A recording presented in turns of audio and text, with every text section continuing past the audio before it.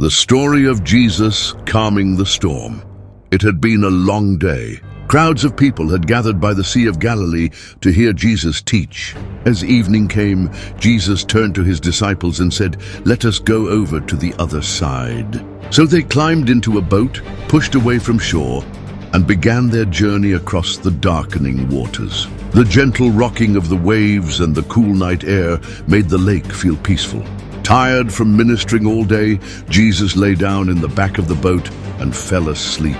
His head rested on a cushion, and the boat drifted quietly across the water. But that peace didn't last long. Suddenly, a fierce storm swept across the lake. The wind howled, waves crashed against the boat, and water poured in faster than the disciples could bail it out. Even though some of them were experienced fishermen, this storm was unlike anything they had ever faced. The boat rocked violently and fear gripped their hearts.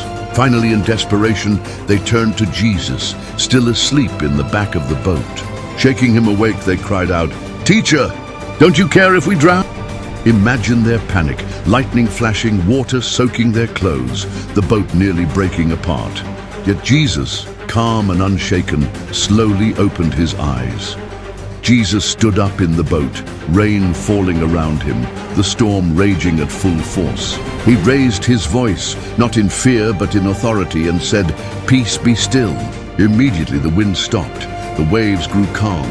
The once raging sea became as smooth as glass. The disciples stood there in awe, their hearts pounding, not from the storm anymore, but from what they had just witnessed. Jesus looked at them and asked, "Why are you so afraid? Do you still have no faith?" Filled with amazement, they whispered to one another, "Who is this? Even the wind and the waves obey him." This story reminds us that storms will come, storms of fear, doubt, or struggles in life. But just like the disciples, we are not alone.